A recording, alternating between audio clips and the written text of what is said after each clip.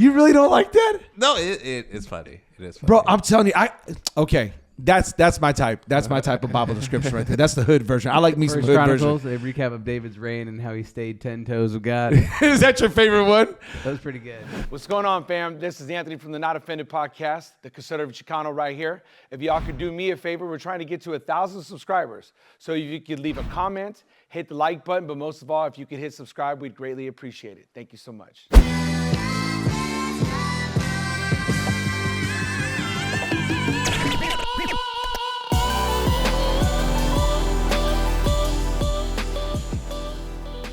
Hey, welcome to the Not Offended podcast. It's your boy Anthony, the conservative Chicano right here. I got the bishop. I got the token. What's going on, y'all? This has been a great week as well. A lot going on. I don't even know where to begin. First, I want to say thank you to all of you subscribing, liking, commenting, posting, reposting. We couldn't do it without you guys, and I want to make you guys aware. I don't know if they realize this, but in a couple weeks, I've actually shown you guys a couple clips I'm going to be playing, and you guys weren't too happy about a few of them. So this is going to make it all the more intriguing, all the more exciting. I think your comment to me, Bishop, was, what do you want me to say about that clip? You remember the clip I'm talking about? I remember saying that. I can't remember the clip. Do you remember the clip I'm talking about? No.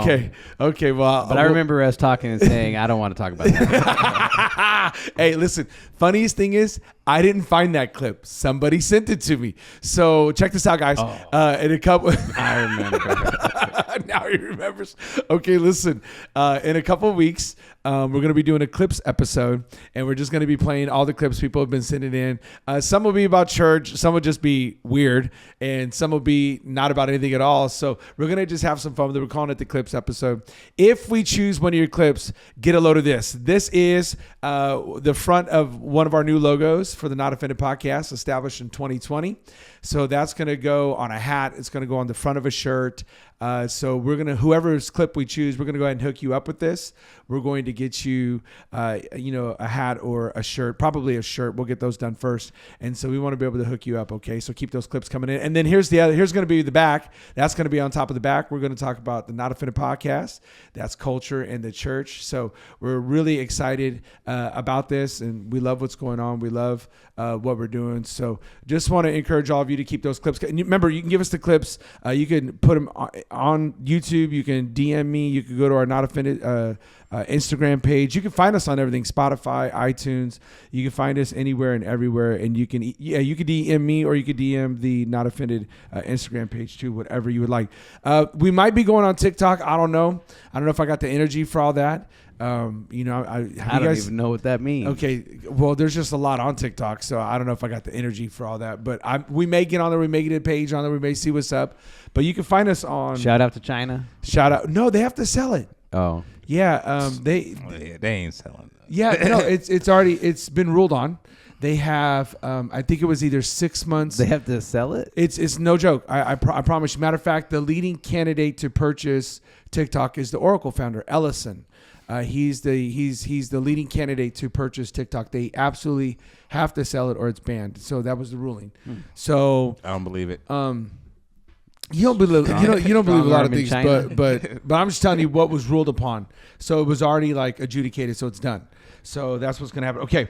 So speaking of that, I have something for you guys. I wanted to save this for the clips episode, but this came via my wife. She sent it to me. I thought it was hilarious. I thought of you guys immediately, and she sends me a lot of clips. So I just want you to take a look at this first clip right here. I thought this was great. Go ahead. I asked ChatGPT to explain the Bible in language that people from Chicago can understand. Saw the trend of people asking ChatGPT to explain the Bible, so I was like, let me try it like this. Genesis. God made the world. Folks started tweaking, so we wiped it out and started fresh with Abraham. Should have been Noah, but ChatGPT gets stuff wrong. That's why you shouldn't depend on it. Exodus says, God slid for his people, got him out the trenches of Egypt and gave him the law. Leviticus says God told him, if y'all want to rock with me, you got to stay clean and move right. Numbers, they were supposed to hit the promised land quick, but they kept tweaking, so God made them spin the block for 40 years. Deuteronomy, Moses gave him one last talk before he clocked out, telling them to stay solid and y'all gonna eat. Joshua, they pulled up to the promised land, caught some bodies in God's name, and took what was theirs. Judges, every time God blessed them, they fumbled the bag and got pressed by enemies.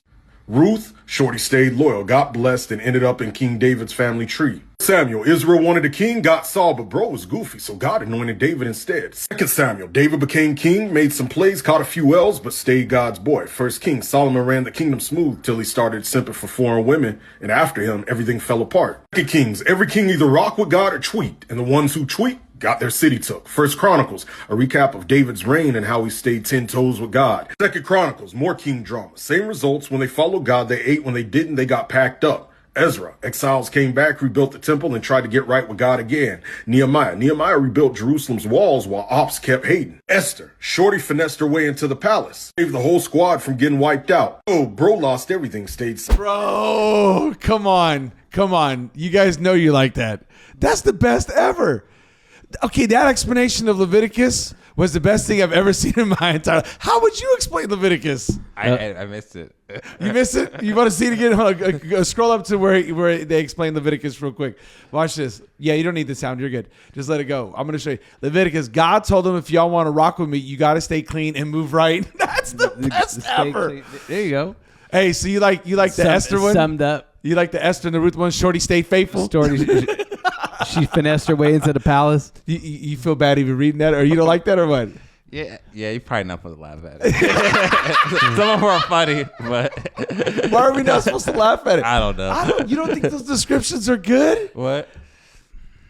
Come on, look at those descriptions. Yes, They're not holy descriptions, right? Look at Deuteronomy. God gave them one last talk before he clocked out, telling them stay solid and y'all gonna eat. Bro, that is perfect.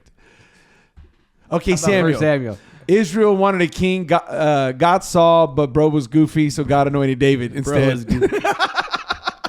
How about David caught a few L's, but stayed faithful to God? Bro, that is great. You really don't like that? No, it's funny. It is funny. Bro, I'm telling you, okay. That's my type. That's my type of Bible description right there. That's the hood version. I like me some hood Chronicles, version. a recap of David's reign and how he stayed 10 toes with God. Is that your favorite one? That was pretty good. How about Esther? Shorty finessed her way into the palace and saved the whole squad. Dude, that's so good. Come on, man. Okay, I need y'all to leave it in the comments. Which one was your favorite one? This was great. They're pretty accurate descriptions. That's my point. Culture. We talk about culture in the church. This one's good. They're not holy descriptions. Is that what's getting you? What? Is that what's getting you? I don't know. Okay. They are funny. So if I asked you to go take this list to your mom and explain the Bible, and this like going, Keep me out of it. This what? Keep me out of it. You're not, just don't tell her it's my idea. But I thought this was good for people. Like if you were giving like a quick summation today to people who don't really understand the Bible, I thought that was good. Yeah, I thought that was good. What are you a Gen what if you're like in your 20s? That would be if you're in your 20s. Yeah. Well, wouldn't you have started over? The alpha, Gen Z or alphas, yeah. Yeah. Because he said 20s. I think alpha's actually 20 right now because I think it started in 2000. No. Yeah. So them dudes, man. yeah, because I think alpha's at 10. Yeah, like 05, 20. Okay. If you were to yeah. describe it to them, that would be good. For sure, your generation. For sure, Gen Z. Oh yeah, that was perfect. That was perfect. High schoolers. Now remember, he's not saying this is a Bible translation. I know. Yeah. He's not saying like we're going to read Samuel like this. He just said a quick little description. I just thought that was good. I thought you all leave it in the comments which one do you like, but I thought we got him to laugh and to smile on this one, so he didn't agree with it. It was funny. He felt like he was laughing because he thought he was going to get in trouble. He thought lightning was going to strike. We didn't say it was holy. We just said it was. Okay, so man, random question of the day. It's kind of serious though, so after laughing like that, I don't mean to bring us down a notch or two, but I literally do have a random question. It kind of stems from our conversation last week when we were talking and you said I might talk about Muslims too much. I got to thinking about that. I didn't know. I rewatched the podcast. I didn't know where you were going with that other than I think you were making a point like if I want to reach people, I probably shouldn't criticize them as much as I do. Was that where you were going with that? No, I mean the heart behind it. The heart behind it. Okay. Yeah. I'm not trying to lead you to Christ. I'm just trying to make you feel stupid. Right. Okay. Okay. So I have a question directed to you because you've been on this pretty well, more than both of us. That's for sure. So are you aware? So my random question is right here. Why don't we talk about the genocide of Christians in some of these predominantly Muslim countries? Why doesn't that make the news? Why don't churches talk about it? Why are we not even aware of what's going on, like in the Congo, or what's going on right now in Syria? Syria is an absolute bloodbath right now. Why is it that that's not making the news? I'm just asking you your opinion. Like, we have Islamist jihads going on right now of purging Christians. Why doesn't that make the news? I mean, part of it for the news, it doesn't fit their narrative. They don't want to make Christians seem like they're persecuted at all. Like they're sort of the Christians are the oppressors. That's what they want to make it seem like. Other people don't want to deal with it. You don't want that in your face. And so you're not seeking after that to see, people being killed in that way. So I think it's multiple reasons why people aren't talking about it. What do you think? What do you think, Togan? Why doesn't this make the news? I mean, not that matter of fact, I agree more than you know, and I'm going to get back to you in just a second. But do you have a different thought, or are you parlaying with that? You going with that one? Yeah, I think that it definitely does not fit the narrative. The whole narrative is, ever since George Floyd, it's been this big push of like white far right people bad, everybody else good. Which I don't disagree with you, but I have a sincere question. Comparatively speaking, if we're to say, and it's not as simple, and we joke a lot about stuff, but if we're being serious, it's not as simple as white Christians, black Christians, brown Christians, and stuff like that. But my question is, where do we get this misnomer, like around the world, that Christians are just white? I don't understand. It's like I told somebody the other day, I know you guys know this because you've been with me, but most people don't know that in Israel itself, there's more Arab Christians than there are Jews.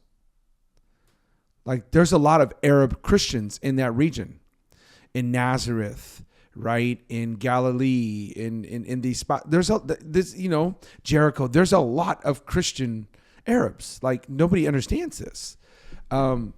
But we think, just combining what both of you said to the narrative, but every time we talk Christian, we just think of white colonialism. And so is that where you were going with that narrative? Because I think you guys are on the same page, in my opinion, at least. Yeah, well, people are arguing, why you serve this white Jesus. I was like, well, Jesus was, not white, from the Middle East. Hard to... Hey, you want to keep your Mennonite Jesus, that one with blonde hair, blue eyes, looking like the fifth member of the Bee Gees? That's what you're trying to get? Bee Gees Jesus? Yeah. But it's this idea of what Christianity is. This is what it is. They're oppressors. Christianity is the idea. The worst person is the white Christian man. And so this is what it represents. And so that's what people see it as, period. And if you can make the majority of people, or if you can just make a lot of people believe that, then they'll get on that same train, right? Gotcha. So what we're not going to show a group of little African children who have been murdered in the Congo for being Christians, right? Yep. Because that doesn't fit that. Because there aren't any black children anywhere in the world who are Christian. Got you. Right? I see what you're They're saying. all little white children. Right. So it's this narrative theme. They have to. Okay, so what? I know this is a rhetorical, stupid question. I know that, but I have to ask it. So the Christians who are getting wiped out in Syria, so those are just white children and white men and white women? I know that's a no. There's probably no white people in Syria. Well, and that's why you don't play that. But I know that's exactly my point. Like, they're not white people. Why aren't we bringing attention? Why are they so afraid, the powers that be, to show Christians getting persecuted? Why is that so detrimental to them? What is that going to do? Is that going to encourage the brothers and sisters in Christ here to be more vocal? What are they afraid of? What's this outcome they think is going to happen? I don't know exactly what they're thinking. I mean, I know it probably doesn't fit their narrative. I mean, even when we go to Israel, you go to the Muslim side, right? And if they tell a woman to wear a certain type of clothing, they have to wear it. And so people only see America, and that's their view. They don't see the outside of what the rest of the world looks like and how people operate. If we operate in our culture today based on Christian views, you go somewhere else where they're not operating on those views, you see it's something totally different. But they only can see their world is so small, they can't see outside what's going on in the rest of the world. Why people are coming here and not fleeing to these other countries. But people don't want to recognize that and really address that. And I think they keep that narrative because they don't want to see that Christians are over there where you're not ruled by these views that we have. This is what happens. You can't be a Christian, otherwise you get killed. It's like if you choose to be a Christian there, you have to be willing to die for your faith. Over here, you can be Muslim, and we're not going to kill you for it. That's true. So you mean to tell me people aren't dying to get in or doing whatever they can to get into Syria? That's what you're saying? Yeah, I mean, maybe there's one. Maybe there's one I don't know of. If someone knows one, let me know. Is there a Muslim, a nation that's ruled by the Muslim faith that people are running to, that they want to be a part of? They won't even accept their own brothers and sisters into their nation. So you asked the question, just so we clarify, and you are asking somebody prove you wrong. Is there a Muslim nation like in Iran that's ruled by the Ayatollahs, right? That's ruled by the religious extreme that people are just begging to get into? I don't think so, but I'm with you. Come prove us wrong. And I found this post. I don't know who she is, but I think she makes a point. It's about a 2.5 minute post. I want to show you guys because I feel like she brings up some very valid points to what we're saying. And I don't want to just be an echo chamber of us saying the same things, but I do want to make sure there's an awareness like there is a bloodbath going on in some of these countries where Christians are open market, like they are free game. And according to the jihad, this is honorable. This is what you're supposed to do. Rid the world of the infidels. Rid the world of these people, these non-believers. Like there's extra rewards. There's, this is a reward for you. Does that make sense? So it's like, this has got my greatest current, but let's play this clip. It's a little long. I think she does a good job of saying, hey, we need to have an urgency. We need to have a spotlight here. We'll just watch this. I've just been looking at some of the most horrific images of children in Congo, Christian children who have been slaughtered. Over 100 people slaughtered. In fact, there's so many that they're stacked in the back of a van, and you can see their little feet and blood.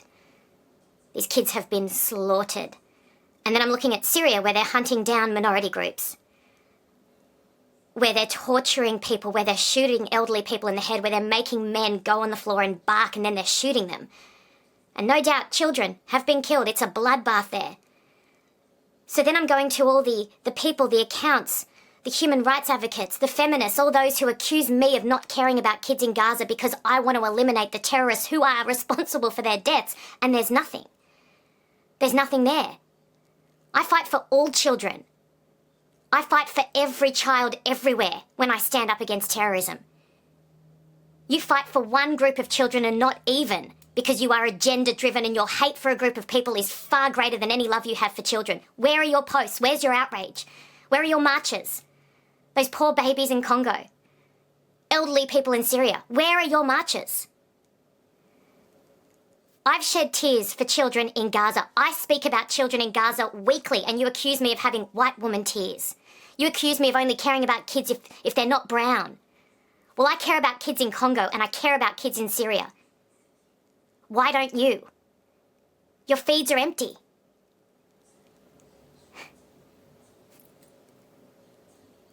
A baby in Congo suffers just as much as a baby anywhere else. Being shot or slaughtered hurts just as much in Congo, in Syria, in Gaza, in Israel. It hurts the same. They're all babies. They're all human. Where are you? I'm here. I'm talking about it. I do every week. I talk about kids in Gaza every week. I talk about Israeli kids. I talk about Jewish kids. I talk about kids in Congo. I talk about innocent people in Syria. Where are you?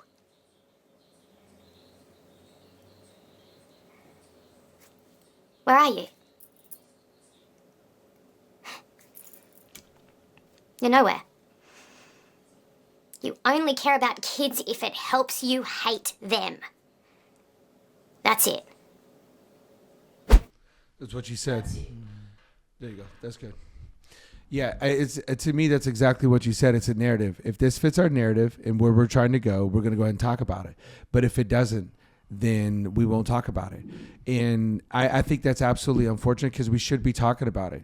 And there are injustices around the world that we need to bring to attention, especially amongst Christians, which are fellow brothers and sisters in Christ, which is the believers. And I just think this is not good. We need to do a better job of talking about this. And I would just simply submit to you guys in just a total different kind of a tone here that your faith does cost you. I know in America, we got it good. We're not under these regimes. It's not scary for us. But in some of these other places, to say you're a Christian, that's going to cost you. And I don't know, maybe we are too comfortable. I don't know. And, you know, maybe we got it good. And that's why we don't see the severity of this. But my heart goes out. She does a lot of work when it comes to bringing attention to things. And I'm not mad at her for clapping back with people and to say, hey, listen, if you're going to call something out, call it out evenly, which I couldn't agree more with. So I just appreciate her doing that. But we have to be careful, too. This more broader is if you have a passion for something, you get mad when other people don't have a passion for it. True. But they may not be called to do that. Right. And so I think we have to be careful, too, not criticizing people. Where are you at? I'm doing this. Well, God made me give them something else. Just across the board, administrative people can get that way. Why aren't you helping the homeless? Or, you know, why aren't you out there feeding people? Or any some things like that. Like people get real. But God has given you that passion. And you need to go find other people who have that. God's given that same passion for it. No, you bring up a very good point. That's a valid point. I agree with you on that. I don't know the severity of what they were saying about her or, you know, because I didn't listen to anybody rebuttal to that. Yeah. I do just have one little asterisk to that, though. However, it doesn't hurt if you will mention these other places, too. No, and bring in awareness. Mm-hmm. You know what I mean? Like, I agree with you. There's no way I'm going to match some people's intensity. Like, I think of Matthew Dildine, the President of Rescue Mission. He has a passion for that. I have a passion, but not like that. Mm-hmm. You know what I mean? Yeah, we just support each other. But, that's, you know. That's exactly where I was going. There is a level of amicable support in that regard. Absolutely. But to match that energy, I'm with you, man. I don't have that same energy, but I can. So now you were looking up Muslim nations and wondering about people coming in. You brought up a couple that were possibilities, or you thought about? Yeah, I thought about Saudi Arabia. And I had thought about Egypt.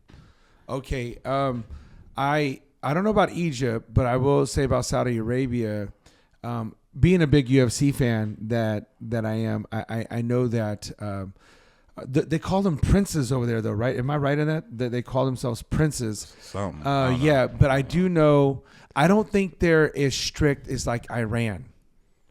Does that make sense? I don't know that they're under the same. I'm not knowledgeable enough to know if they're under the same. No, wait. Like chance. Islam rule. Exactly. Because they have fights in that's Saudi point. Arabia. That's they got ring point. girls. Yeah, that's my You're point. not being a ring girl in Syria. So I think so I think to Deshaun's point was no, I can't. So to Deshaun's point, I think he was talking about those that are under that oppressive like jihadi law. That's what I think he was talking about. So anyway, so just onto that, I just that's what I was thinking about. Okay. I want a quick comment about last week's podcast, and we're going to dive in straight to this last weekend's message. People don't like to talk about money. Like, if you notice, it was one of our least commented sections, you know. I know we ran it back. One was on tithes, offerings, the other was Spirit of Mammon. But I thought, man, it's kind of interesting. Is money something that people hold sacred or close to their heart, they're very private about? Because I thought you brought up a good point last week where, you know, a lot of what we do has to do with money. And like you spend most of your time working for money. Mm-hmm. So you guys have any comments on like, do you think people just don't get tired of talking about it or don't want to talk about it? What do you guys think? Yeah, I mean, I think that it's kind of like probably in the same category as like your weight. Some people are like okay with talking about it, but most people like, hey, that's just something that we don't really talk about. Okay? Age weight, money. Yeah, age weight, money. And so unless you're 20 and you got good weight and you make good money, you won't talk about it. I don't know, guys always talk about their weight. I feel like. Well, I think a lot of guys will talk about money also. Oh, okay, that's a good point. Hey man, what are you making at your job? I don't think that's such a. Most guys are not thrown off by that question. What about age? Guys want to admit their age? I'm down. I don't care. Yeah, I don't know. I don't think so. I don't think they're cool with it. I think guys are cool talking about their age. Yeah, that's what I'm think. saying. I Yeah. think so. All right. Well, I just thought I'd ask. Okay, let's talk about. So this last week, Dr. David Jeremiah introduced me to what he said was some possible reasons why your prayers aren't getting answered. And were you guys with me at the prayer breakfast when he did that? No, we try not to go to those. Sorry, I should have said that. Mike, Out of the abundance of the heart, the mouth. Sorry. We need to practice. We need to choose more forgiveness over here. Choose more forgiveness. No, Okay. But what did you boring. think about? What was? By the way, I love Dr. David Jeremiah. I think he's great. I love his word. I love his Bible teachings. I really did appreciate that message, and shout out to him. Just a great message. Was there anything that stood out yesterday as far as what could be possibly hindering your prayer? Go ahead. Go ahead. We'll start with you, Bishop. What did you like most about yesterday? I still can't remember the main point I really liked, but I don't know. Boy, that really stood out to you. I liked it though. I seriously, Rocked him. I had to go to the restroom. I was shaking my legs. My wife was like, "You okay?" I was like, "I'm trying to hear the rest of this real quick." Maybe that's why I forgot. But no, I do have something though. But talking about being unstable, just being double-minded and you're unstable all your ways. Just not really believing it, but just praying stuff. It's just sort of like you talked about. It's like you just tack on the prayer at the very end. Not really praying in faith and acting on that and really believing God can come through. And trusting His word that God has the best for you. There's a lot of times people really don't trust God. It was like, I'm supposed to pray, so this is what I'm gonna do. But I don't trust God is actually going to do something in my life and really cares about the situation I'm praying about. What about you? What'd you like? Yes, you one of the things you closed with was that our prayers are either no, slow, grow, or go. Right. You like that one? I did like that, and I think that sometimes I feel like my prayers are almost they just go into like a dead space. Like there's nothing that's there's like nothing that's happening. It's almost like I'm just saying words. I know that's not true, but that's sometimes how I feel. And I think what happens with that and those types of prayers is that I lose like a fervency to keep praying, because it's almost like they're not doing anything. But the way that I looked at what you were saying with that is that they're always doing something. Yeah. It's always either no or go, or it's always into one of those categories. And when I think about it like that, it gives me more motivation to keep praying, rather than it just being like, it doesn't matter if I pray this prayer or if I pray for these things. What did you?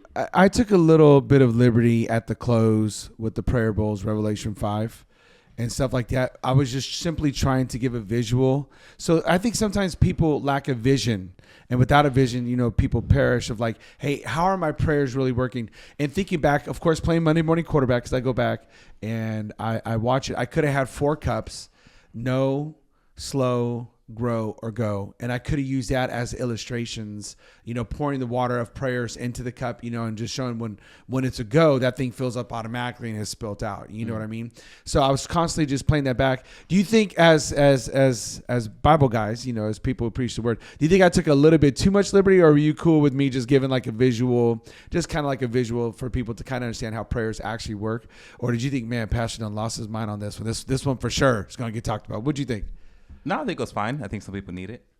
It helps some people understand. That's all I was trying to get them to do. And you preface that by saying, I'm not sure how accurate this is. I'm just, sometimes when you do visuals and you're trying to get people to take a next step, you can, some people push it really far. I'm not going to say any names, but the other people, we're just trying to do our best to motivate people to see that this stuff really works.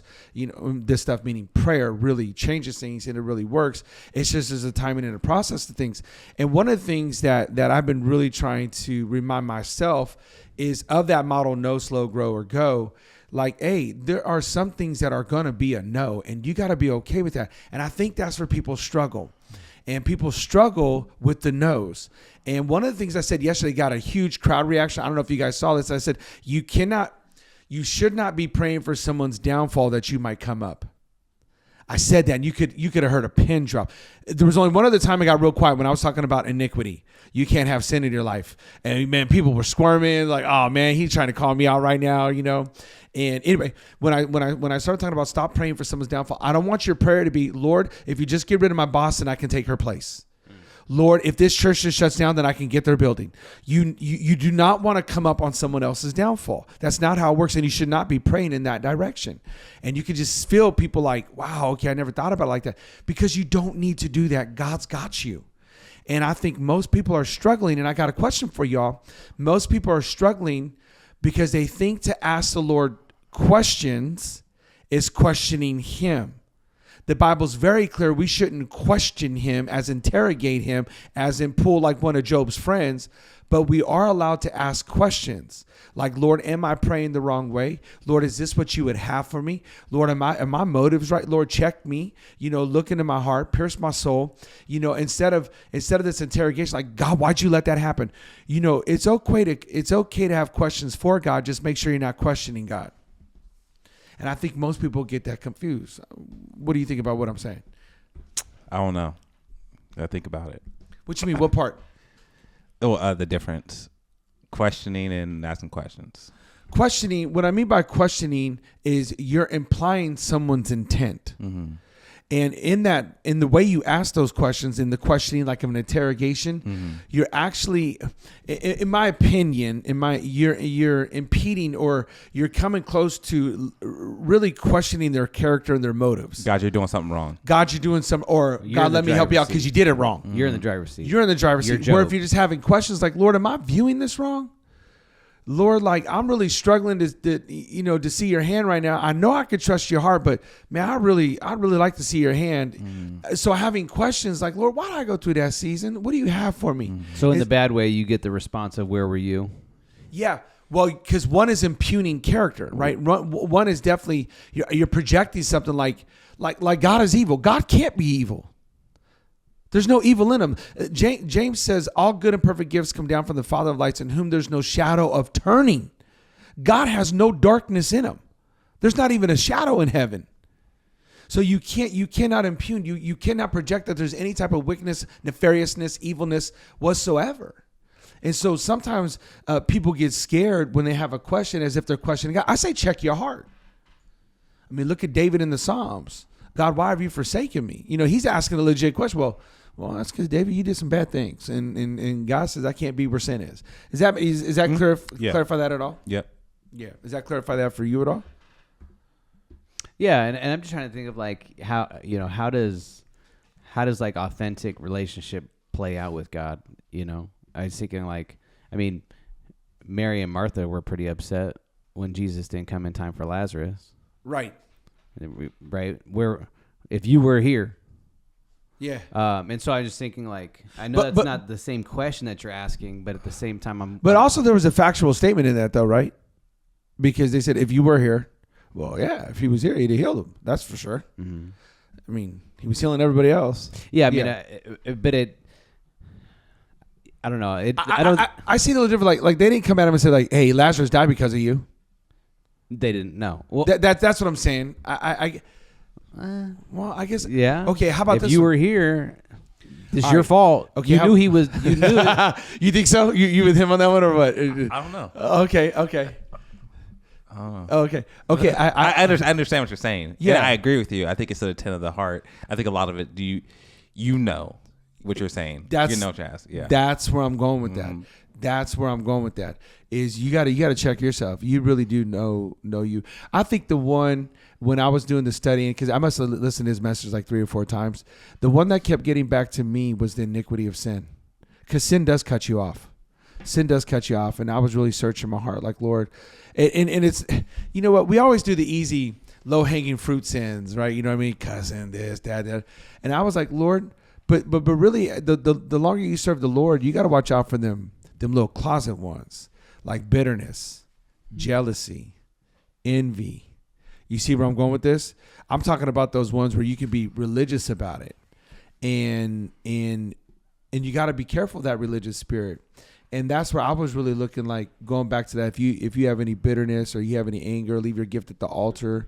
And that's where I really was just set free when the Lord said, you don't gotta feel like forgiving to choose forgiveness. You need to choose that. And so that's where I was going. That's where I was really going, because if you allow that stuff to fester in your heart, it's going to hamper and it's going to dampen your prayer life. That's just the way it is. So I don't know. That's the one that really was, was going around in my mind when I was preaching yesterday. Like, I just want to make sure my slate is clean. By the way, I got something on that note. Talking about David, because Psalms was used a lot yesterday, and thinking about the life of David. Jensen Franklin said something this weekend. I was going to text both of you. I just have time to look it up. Just running this morning, or running today a lot. He said the first person in the Bible to ever tell God he loves him was David. Is that got your brain? You flipping through your Rolodex of verses right now in the Bible? Yeah, I don't. I don't think he's wrong. Yeah. I don't ever recall Moses saying that. And Moses has got a psalm. He writes a song unto the Lord, Moses' song. And I don't remember Abraham. And it's funny is he called Moses the most humble man, and he called Abraham his friend, and man of faith. And it was David. And you wonder why David has such a special relationship with the Lord. He literally sang unto the Lord. Like I don't know. Maybe that's why he has some extra grace towards David. I don't know. God liked all the songs. I don't know. But I was thinking about that because David says, I know you will hear me. Because if the one thing, listen, David, he might have been a good sinner, but he was even better at repenting. If you think about that, when God said, hey, your son's going to die, then my boy took it on the chin. Like, he fasted and prayed, said God might change his mind. And the moment his son passed, what'd he do? Got up, got dressed, took a bath, ate a meal. And they're like, we don't understand. He goes, no, listen, while my son was alive, I thought God might have some mercy. Now that he's gone, I can't go to where he says, I can't bring my son. We do it at every funeral. I can't bring my son back, but I can definitely go to where he is. I just simply submit to you guys, the reason David knew how to pray so well is David loved God, and he was okay. Even though he had a question, he never questioned, if that makes any sense. So anyway, that's just me. Okay, one last question about prayer. Hey, why are people so intimidated to pray in front of people? Like, you should have seen the look on everybody's face when I said, I'm going to call y'all up here one by one. We're going to do some open mic prayer. They're like, no, don't call me. Why are people so nervous? What do you think? People don't know. They feel like they don't know what to say. Can you really pray wrong? No, but people do get excited when you pray a certain way. And so, people just say, well, he can pray good. You want people to pray good. Yeah, whether people want to say it or not, people judge people by their praying. and everyone knows it. So you say people are comparing themselves to other people praying. They're doing it. No one admits it, but they judging the people when they pray. Like, that boy pray good. Yeah. Hey, what about I bet you everyone has a person they want them to pray for. I want them to pray for. People always asking Mandy to pray. Always. Nobody ever asked really me, but they always asking Mandy. Like, well, you even said that. Man, if we in the plane, Mandy on the plane, we ain't going down. I'm like, what if I'm on the plane? We ain't going down. She got that direct connection. Some people got direct connections. She got the direct connection. Oh, they on that 5G. I'm over here with that. What was it? 2 bars, 1G right now. It's just searching. It's just searching. Why do you think people are just you would D on this one? They just I think nervous. I definitely think that people, a lot of people will feel like they compare their prayers to other people's prayer. They think that there's a right way and a wrong way, and I think a lot of people just don't like speaking in front of other people, and it's very it's very intimate. Like, I don't know if that's the right word, but it's very revealing of your heart when you pray. Okay. It's like what's really in there comes out when you pray. I would just encourage people, though, to start taking a step of faith, to pray out loud, pray in front of people, because prayer changes things. It is definitely the game changer. It's our best secret weapon is our prayer life. So yeah, someone prayed for me today, and they were nervous to pray, and man, they prayed really well. But they also was like, if people tell you something, just ask them, can I pray for you? Just pray for that one thing. Exactly. You ain't got to do nothing else special. It could be they're going through this one thing. Lord, be with them in this situation. In Jesus' name, amen. That's it. That's the easy step to start praying for people. Because God does know our heart. Mm-hmm. Amen. Okay. So, guys, we're going to get right into it. We are on the anniversary week of the big lockdown. So it's this week right here. And on the 15th of March, it was 2 weeks to slow the spread. And this, I know it's been 5 years. Can you believe it's been 5 years? Man, it's been 5 years. I feel like we aged 10 to 15 years in the 5 years. No comment on that. We've been through a lot. So, no, we're not saying that. You feeling pretty good? I guess. You feeling older or younger? Let's just be honest. Older or younger? I'm all right. I'm all right. Today. Today. I guess I don't know. This is the Not Offended podcast. Thanks for tuning in. We're going to just dive right into this. We talk about culture and its influence on the church. And I don't know of a single thing in my lifetime that has so rocked the church than what we went through 5 years ago and what we experienced. And I've got a lot to say. We're not going to say everything I want to say today. I just have questions. I literally titled this week's podcast "The COVID Test," and I'm using my emoji like that. The COVID test, like this. And I put as a subtitle "COVID Controversy and Church." Like, man, if this wasn't a big wake-up call to the church, and if it didn't expose some things in the church, not to mention how many pastors got ousted during the whole pandemic, affairs that came out, all this stuff. It was a wild ride, crazy time. Bishop, let me start with you. Looking back now in the rearview mirror, do you have an overall thought about COVID? Whether it's with the church or just in general, do you have an overall thought about it now? Like if someone was to say, hey, what are your thoughts on COVID? What would you lead with? Man, in terms of the church, I mean, I think we have to fight for the church. Like we have to fight to gather. Okay. I think that's important to stay connected, that we don't let anything just come and say you can't meet. Okay. And just to be aware of that. To know that Jesus sees the church as something valuable. Do you mean that in generally speaking, whether it's armed militia or government, just period? Yeah. Okay. That's to be aware that we can't just let someone strip that away from you. If church is important today, then it's important tomorrow. Okay. And don't let anyone convince you that it's not. Now, just if I can ask a question, just because you said that as yours, were you surprised it took a Supreme Court ruling to affirm what was already written in the amendments? In terms of? Well, the First Amendment, that we are the right to assemble. Were you surprised that it took a Supreme Court ruling? Because we're in California. No, I think outside of maybe New York, nobody has stricter locked. Well, I don't know, because parts of the California and the Bay, they lasted longer than New York itself. So I don't know. We were probably in the strictest place with Governor Newsom being our governor. Were you surprised it took the Supreme Court? Like people like this, there was a church from here, LA and San Jose, who went all the way to the Supreme Court to get that ruling. Does that surprise you that we had to get a Supreme Court ruling for what was already written from our founding fathers? You give someone in power, if no one fights back, they're just going to keep going until someone tells them not to. And it doesn't matter who you are, huh? Yeah, it doesn't matter what's on the books. I mean, just the way our system's set up, it's like you're going to have to fight for it. Boy, those emergency powers, huh? Y'all remember the color-coded system? Remember we were in the colors, orange, red, yellow, green. We were talking about this with someone, like they have the curfew.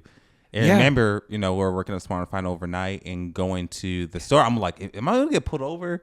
They gave us a letter. Remember, they gave us a letter to show the officer that we were going to work. Yep, had to keep it in your car. You remember how we used to watch every week to see what color we were going to be or whether or not we could do church a certain way?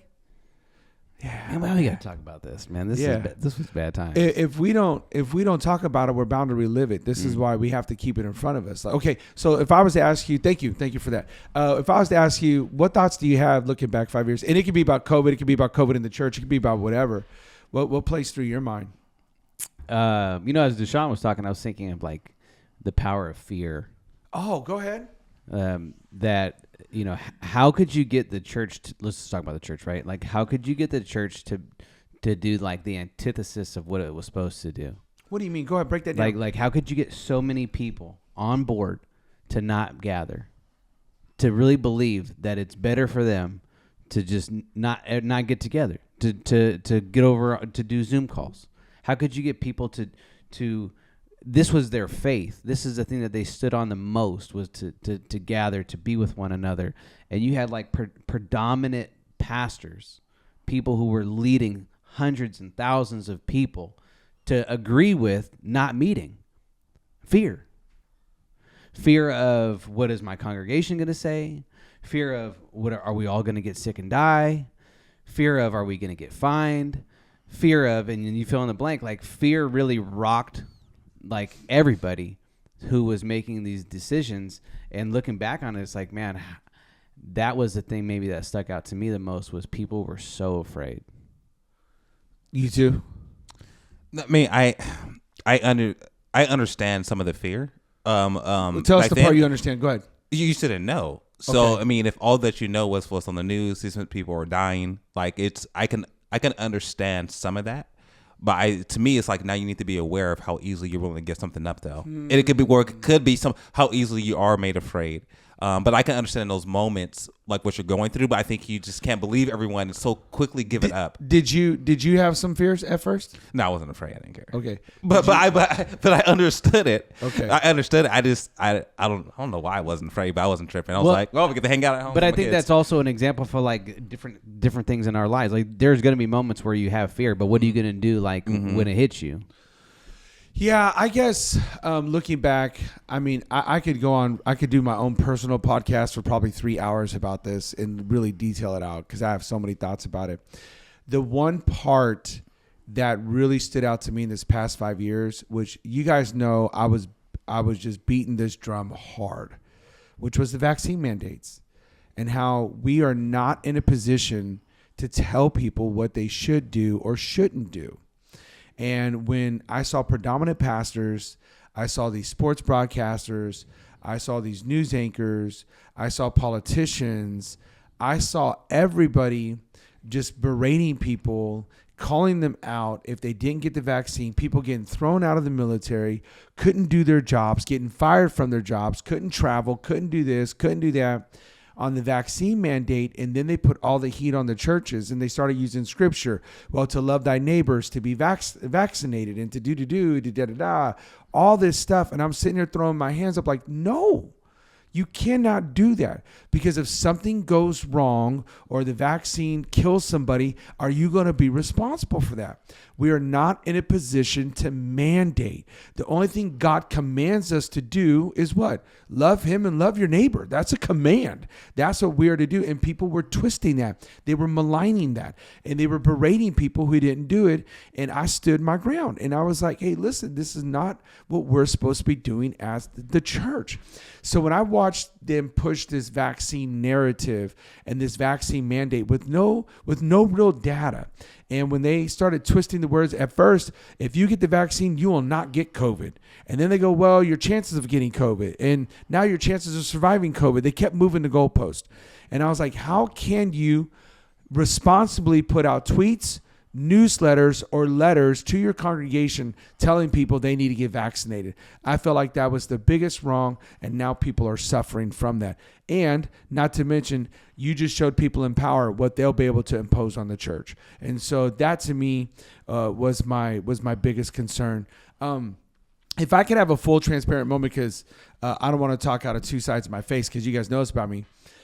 It wasn't that I had a problem with the vaccine, and you guys know this, because in 2021, when they talked about Israel opening up, and I really wanted to get back to Israel, they said you have to be vaccinated, at least one dose. I don't know if you guys remember, but I was saying, hey, if that's what it's going to take to get to Israel, I'm going to go get the shot, and I don't care because I want to get back to Israel. And right when I was thinking about getting the shot, they shut Israel back down. I was like, well, now I don't need to get the shot. And then all of a sudden, all these people started talking about, and we had a lady from the church who got the first shot, and within a day, she developed Bell palsy. And if you guys don't know, I think you guys know what that is, but she literally is like having a stroke on one side of her face. And she kept getting worse and worse and worse. And I was like, hold on, wait a minute. And I started doing a little research, and it was at that time that Joe Rogan, who's no conservative, and he tells his story about what happened. And I watched this whole narrative shift in the media, and they started attacking what was a very libertarian person in Joe Rogan, and they literally dehumanized him. They castigated him so well. You'd have thought he was the half-brother of Satan, if not Satan himself. The way they did things to him. Were you surprised, or are you not surprised anymore at what the media's power and what they can do to people, especially when it came to these mandates, mask mandates, all this stuff, social distancing? Were you surprised at how much the media was able to drive a narrative of influence? I mean, but at the same time, I can get. I'm not surprised anymore. I understand how some of it works now, especially stuff we went through. How much media? Okay, I was going to ask you about that, but go ahead. Yeah, how much media? But then were you taking everything that the media told you as hook, line, and sinker? I mean, if you had to give a percentage of probability of believing them, were you more of like the 80% percentile at that time? Well, it's fun. The thing that I actually watched the most was President Trump at the time. Yeah. Remember, he was doing a news conference every day. Yeah. And so I really watched a lot of him and just trying to, and Dr. Bricks and Fauci and the people he had on. Yeah, following sort of what he was saying. But the people in authority, the doctors at the time that were in positions of power, this is what they were saying. It was. You're right. So I can understand people following that. I can understand the media actually saying these things because these are the people. This is what the authorities are saying. Oh, I see. Okay, so you're saying the reason you feel like people were following the media is because this is the leading experts and this is what they're saying. You're right on that. You're right.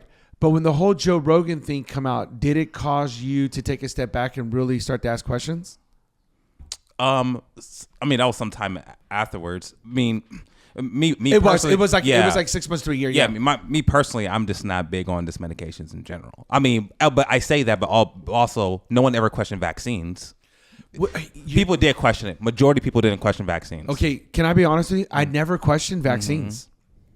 I didn't. I just didn't get the flu shot because I always have an adverse reaction. That's the only reason why I didn't get the flu shot. I was like, I end up getting more sick than what I ever do when I get the flu. That's why I just didn't. I wasn't opposed. Never told nobody to do it. Does that make sense? I'm with you. But now, bro, I'm not gonna lie to you because of that and what we went through. I question everything now. And go ahead. You were gonna say something about that. Were you surprised that the media like did you follow a lot of the media up until that point, or were you with Deshaun? You were just following the experts. Yeah. I mean, looking back on it, I think I thought the media was a little bit more balanced. So did I. Yeah. Yeah. I've always been a very big skeptic, but I didn't think it was to the degree in which it really is. And what I mean by that is when we're talking about like all the COVID stuff and when it initially happened and all the push of the vaccines and things like that, like I don't think that there was too many media outlets or people with influence who were saying opposite of the narrative or opposite of what mainstream was pushing. And I think I would have thought that it would have been a little bit more balanced, that there would have been a little bit more pushback, and there wasn't. Let me ask you something real quickly. Since we brought up vaccines, do you have a different view of vaccines now? Is there a hesitancy? Is there a question? Or are you still like, hey, vaccines are vaccines? Where are you at now, if you don't mind me asking? I will be a little bit slower. Okay. My trust isn't the same. Okay. What about you? Togo? What about you? I was definitely a skeptic of vaccines before. Okay. Just because it's like when you're injecting something in your body, you don't know how your body's going to respond. Okay. I was a little bit read up on some of the autism stuff and vaccines. Oh, we're gonna get banned right there. We don't hit the landmine on that one. Anytime you say vaccines and autism, boy, they just there were you two. We go get scrubbed. But I'm not blaming you. I'm just saying. See, I'm trying to tell you, it's tricky. But okay. But you bring up a good point, both of you. It's funny is Mandy will tell you. I grew up in a military household. Okay, so you got to understand this. So as being on military base and all this, we just got everything. And, my dad had to get everything when he went overseas. I mean, so we kind of grew up in this household. I'm not going to lie to you. Mandy's the one that brought some awareness to it. Like when the kids were younger and they had to get the MMR shot, we made them split those up. We said, hey, there's no need to do all three in one. How long can we wait? They're too young for it now, blah, blah. The reason I'm telling you all this is as parents, it's okay to have questions. It's okay to question these things. It's okay to do your own investigations and come to your own conclusions. Okay? And I think that's what most people forgot is you're able to do that. But you two bring up a very good point that I really want to just talking about COVID, right? And the COVID test. By the way, COVID test. How many times did we get that thing shoved up in our nose? My gosh. Gosh, this was ridiculous. Like windshield wiper for your I'm brain. telling you. That thing was so far up there. Okay, I was like, is there an easier way? Okay, explaining this now. When it comes to this, I agree with you, Mike. Where were the other voices? And was it Peter McCullough? Yeah, it was Dr. McCullough. I'll never forget when I got a chance to meet him. And I quickly realized in 5 minutes that this guy doesn't really talk on my level. He's just way too smart. And I was over at the Tower Theater, and I was with Guillermo Moreno, and he introduced me to him because they were doing that Q&A on mRNA and all this. And I was like, and he's doing this presentation, and he's like, yeah, me and this other guy who's my closest friend, we wrote all this. And I'm like, hold on, wait a minute. You ain't the leading expert. You're the dude who created it. Like, you wrote this stuff. Why aren't we listening to you? And he was the one sounding the alarm. Now, I wish I would have known what I know now back then. And I want to share something with you guys, and not to be a little bit a conspiracy theorist on this, because listen, I always go back to what you always have been very adamant. People died, and they did, and you're right. And the argument that people always come back with, well, people died from the flu as well. And you would always say, well, it was a little bit more severe than flu, which you're not wrong. I'm not saying any of this is wrong. And one of the things that I started becoming acutely aware of was Dr. McCullough was saying, you got to look at the core morbidities. We as a nation are unhealthy. Mm-hmm. That's why it's affecting us a lot worse. And when I heard that, Bishop, to be honest with you, is when I started changing a whole different tune. I started saying, why aren't we talking about this? Why aren't we getting America healthy again? Not to use that slogan, but you know where I'm going with this. Why aren't we talking about diabetes? Why aren't we talking about high blood pressure? You guys see where I'm going with this? And to me, that's when I felt like the agenda was on. I felt like the big psyop was on. I felt like we were being hoodwinked. I felt like this was something other than COVID. And what I mean is they were using COVID to do nefarious things in the background. I want to show you something. This was on the Joe Rogan podcast. His name's Chase Hughes, I believe. We'll find his name when I pull it up. But he says how to detect the psyop. You may say, well, what qualifies him? Well, watch the podcast, but I'm going to tell you what qualifies him, because he writes the book on this. Like, he knows how this stuff works. And then he's going to say something. I want to get your thoughts on this, okay, and why he calls this a psyop, and what they did was like a pre-test to what could be the next test. Okay, so watch this. Emotion. How much of that do you think was engineered? How much of this do you think was planned out, this response? Do you think that someone sat in a room and that people discussed the best ways to get people to comply? Yes. Oh, yes. I would bet my career because it was executed following textbook protocol. And there are these, I made a YouTube video on my channel of like how to spot psyops, and there's like 20 different little things. You only need one thing, and you can spot whether or not you're standing in the middle of a psyop. And that one thing is, if the opinion that's coming out needs people to be silenced, it's a psyop. There are psychological operations in play. Wow. So if you can't question it, if you're supposed to just go along, it's a psyop. Yeah, and if people have to be silenced or publicly shamed because of their information, and they're not telling people the sky's falling. They're not saying crazy. Mm-hmm. They're just saying basic stuff, and they need to be silenced. That is a psyop. No matter what, you can go back in any time in history during a psyop of our country, and if people needed to be silenced or shamed publicly, which is like the tribe, right? That's why public speaking is our number one fear for humans. It's not a fear of speaking; it's a fear of judgment. Right. So I'm just putting the threat of judgment out there. That is a psyop. So if people have to be silenced, and there were Harvard doctors kicked off of the internet or kicked off of Twitter for this stuff. Yeah. That's Stanford, MIT. Yeah. That's all you need. Yeah. The Great Barrington Declaration. People didn't agree with exactly how the government was handling everything, and they were silenced. And they were treated like fringe quacks instead of respected physicians. And it was openly discussed in emails. That's what's really crazy. They talked about the strategy of silencing these people. And then you had the actual government itself contacting Twitter, trying to get people removed, which is wild. Yeah, and didn't you have Mark Zuckerberg on? He talked about and he talked about Facebook doing it, about the FBI contacting them. It's crazy to believe, but my hope is that people have learned from this past 4 years and that this is an eye-opener.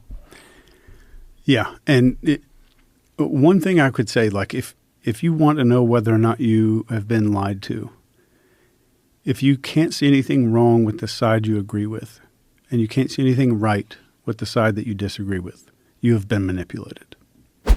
Wow, gosh, what did you think of that last? What'd you think of that last statement? He said, if you can't see anything wrong with the side you agree with, and you can't find anything right with the side you disagree with, you've been lied to. What'd you think about that? Yeah, it's just you're okay to question. You're okay to think. You don't have to just believe someone outright. Like, and people just want you to believe stuff blindly. This is what they said, and this is what it is. Period. So now coming out with Zuckerberg, letting the cat out of the bag that he was, closed door meetings, like, hey, you need to pull all this stuff down. You need to have these guidelines. You need to remember we used to talk about COVID. We get flagged. COVID-19 is. I mean, we used to always get that little earmark. I mean, we got in trouble so much. His point on we were silencing professionals who couldn't question anything. What'd you think about that when he said that? That's how you know something's wrong. Yeah, it was, looking back on it, you were only allowed to speak and think one way. And it bled across all political party lines. It bled across all, demographics. Like, this is the way everybody's moving. You cannot go the opposite direction. And it didn't matter if you were a stinking genius. It didn't matter if you'd been spending your whole career and studying this. Last week you knew exactly what you were talking about, but this week you don't. And the fact that they just ruined so many people's lives.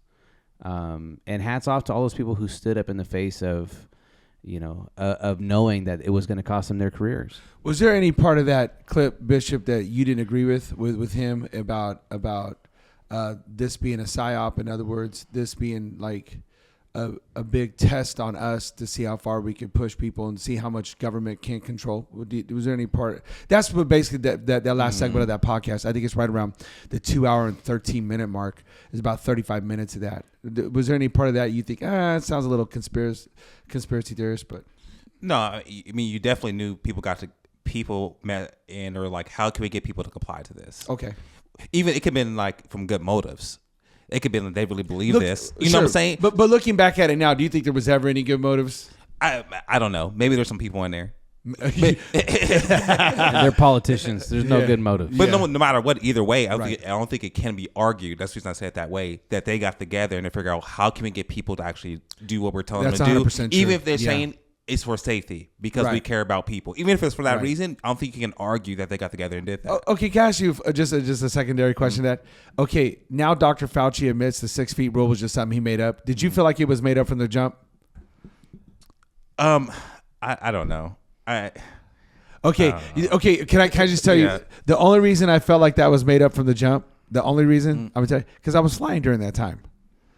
How you gonna practice 6 feet and you sitting right next to somebody you don't know? Like this, like we making up rules now. We make, back in the day, you're a basketball guy. Back in the day, you could only take 2 steps. Now you can take 3 steps because that last one's called a Euro step. You know what I'm saying? Like we making up rules. We ain't calling the real rules. So that's why I knew that was kind of made up. I was like, dude, he had to make that up. Well, I knew a lot of that stuff was made up because they didn't follow it. He brings up a great point. If you really believed it, then you would do it. Unless you're just a total whack job. Right. No, but I know what you're right. Well, money still ruled everything. So at the end of the day. So if we had to make money, we can't shut down the airlines. Slanging masks. Bro, that's real. Well, even the airlines, you can't shut them down. Grocery stores, you can't shut. Home Depot was popping.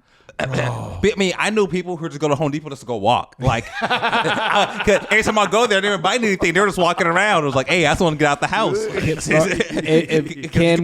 Can we do another round of the stimmy though? Oh, those are some good days. That's why Home Depot made it. Hey, remember we were all coming in like, who got their stimmy yet? I think Deshaun got it. Were you the one that got it first? I don't know. I was like the last person to get it. I was like, man, they missed me by. Who do I call? Where's the 1-800 number? But we learned a lot about the word essential. Since you brought up Home Depot and stuff, we learned a lot about essential. My gosh. Oh, I think we're the only church in town to do 5 different online, outside, social distance outside, in a car, out of car, on a roof. I think we did everything. Honk, man, honk. If it was an amen. Yeah, if it was the amen honk. Yeah, our Bro, neighbors hated our us. neighbors. Yeah, your boy was working hard back in the day. Okay, so we talked a lot about this COVID. I have one last question. What did we learn? What are we going to do different? What did we learn? What are we going to do different?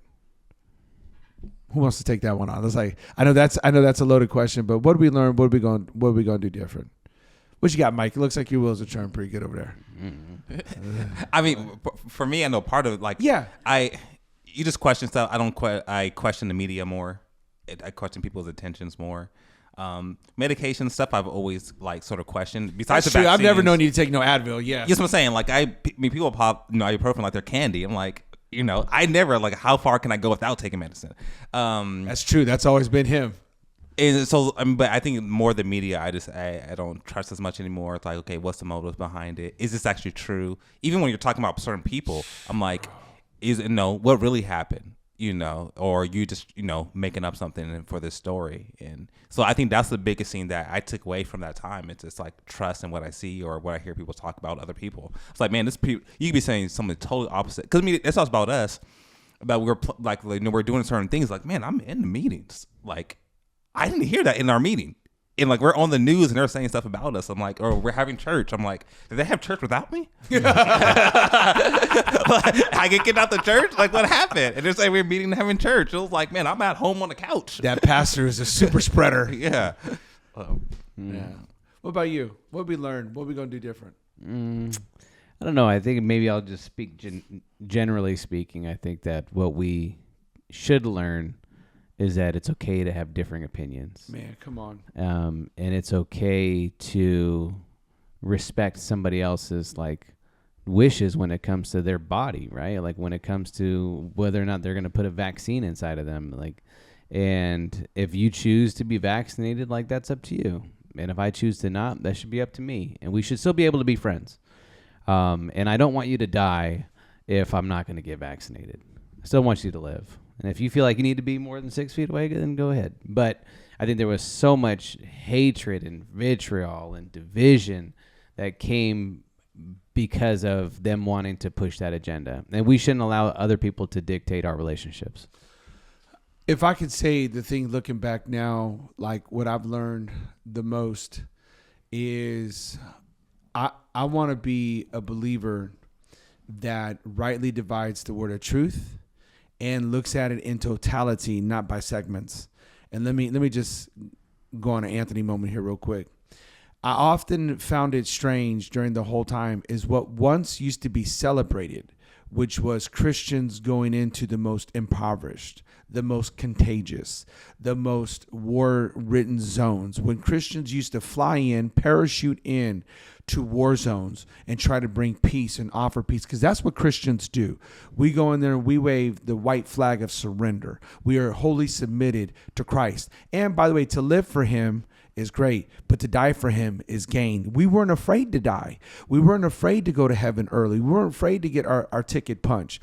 When believers would go to areas that were just outbroken with Ebola, with dysentery, or with AIDS or anything else, it was always the Christians. The early church was built on believers taking in the poor, the sick, the lame, the maimed, the untamed. We built the early church on them. If you look today, most hospitals are faith-based, because we made a name on doing what other people refused to do. Because Jesus, our Lord and Savior, our blessed Redeemer, taught us it was more blessed to serve. That the greatest of these would be servants. So we never had a problem going in when the bubonic plague hit, the black plague, or the Spanish flu, or anything. It was always the church that seized in opportunities like that to meet the need for the finest hour ever known. We always marched in when others were marching out. And so what I've learned is now's not the time to tuck tail. Now's the time to dig the heels. And that's why I made the proclamation. I'm still going to do hospital visits when they let me in. I'm still going to do house visits. I'm still going to pray over the sick. I'm still going to pray for those who had COVID, no COVID, flu, no flu. It doesn't matter. I'm still going to do what God has called me to do. And if that put me at great jeopardy, then it put me at great peril and jeopardy. But I signed up for this as a believer. If my Christ was good enough for the cross, then I can bear one too. And that's what I'm willing to die on that hill now more than ever. I'm okay with the tabloids. I'm okay with the rumors. I'm okay with all the stuff that people got to say about me. But the church will march on. We've marched on through totalitarianism, communism, tyrants, dictators. We've kept marching. The church, more people have tried to eradicate the church than ever before, and yet we still march strong. And if people in Syria and Congo and all these other places could take one for the team, then we sure in the heck can as well. And that's what I learned through all this. The church is not just essential, it's vital. Matter of fact, the reason people have the liberties they do is because the church has been at work. Because we see around the world when the church isn't there, how's it working for people?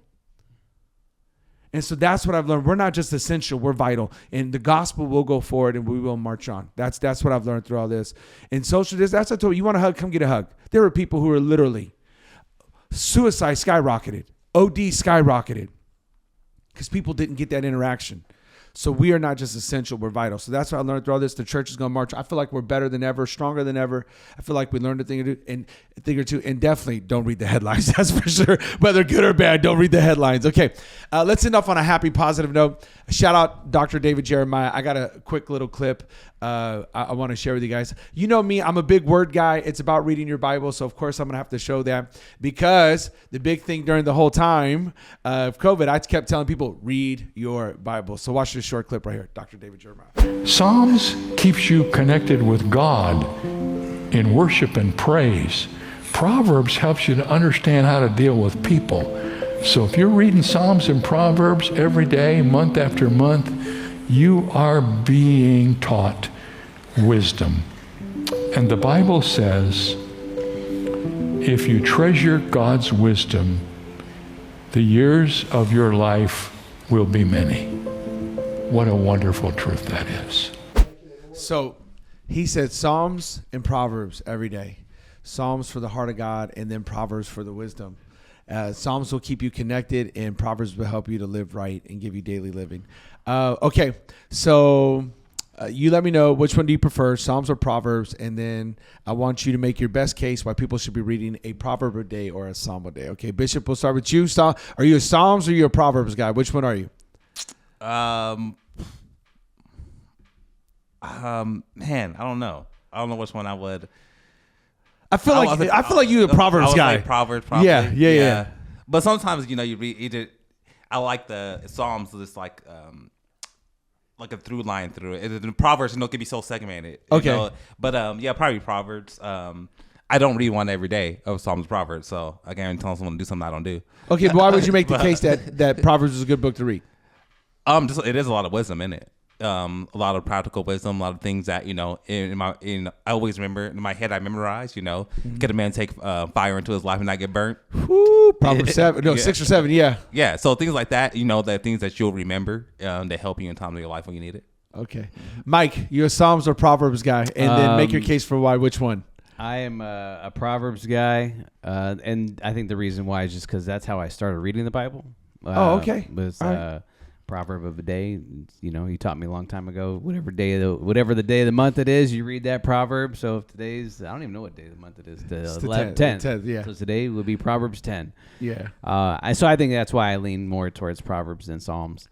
I also like I like reading Proverbs because it's so practical for me. It is. It's just like this is something I feel like I can apply right away. Not that you can't with Psalms. I personally, I think I read Psalms a little bit differently than I read Proverbs. Proverbs keep you out of trouble. Ooh, that's what he was saying. So as men, go ahead, read yourself some Proverbs every day, and it'll keep you out of trouble. Teach you how to have good friends. Teach you to make sure you stay faithful to your wife. Eyes on the Lord, dude. It'll teach you a lot of great stuff. It'll teach you how to be a good parent, good husband. So Proverbs is where I go. Yeah, I couldn't agree more with you guys. I'm a big Proverbs fan, but I'm going to go Psalms. I can't help it. Every time I'm feeling a little blue, I feel out of rhythm, I feel out of sorts. I got my favorite Psalms all mapped out: 27, 34, 41, 67, 61, 91, Psalms 1. Like I got them. I don't know. I mapped out like that. The Psalms of Ascent all the way through. I love it. It refreshes my soul. I feel like for people who, this is just my personal opinion, right? It's Anthony's opinion. I feel like if you struggle with anxiety, if you struggle with depression, if you struggle with seasons of loneliness and just things in general that life, it really can get you down sometimes, then I definitely feel like Psalms is for you. Psalms reminds you of how great and glorious God is, but also it reminds you of your humanity, your frailty, and how much God wants to connect with you, how much God wants to be your source of provision. He wants to be your source of hope, your source of joy. And so I'm reminded of even Psalm 61, lead me to the rock that is higher than I. When I'm feeling overwhelmed, when I just feel like I can't take it anymore, lead me to the rock, that steady source, that foundation stone, that rock that's immovable, that rock that literally will be a firm foundation when you're feeling frail. And that rock is Jesus. So I'm reminded of Psalms, the Lord is my light and my salvation. Psalms 27, I shall trust and not be afraid. Whom shall I fear? It reminds me that I could have courage in a moment like this. And then the Psalms where it says he was closer than a brother. And that just reminds me that God, as large as he is, as grandiose as he is, he's closer than my next breath, and he's there for me. So I just encourage you to learn the Psalms, write down your favorite Psalms. I would even think about it in this way, Psalms 23, the Lord, he is my shepherd. That when I really feel like no one is taking care of me, the Lord thy God is there for me. So I encourage you, a psalm a day will keep the devil away is what I always say. God bless you guys from Not Offended Podcast. Peace, we're out. This is Anthony from the Not Offended Podcast, the conservative Chicano right here. If y'all could do me a favor, we're trying to get to 1,000 subscribers. So if you could leave a comment, hit the like button, but most of all, if you could hit subscribe, we'd greatly appreciate it. Thank you so much.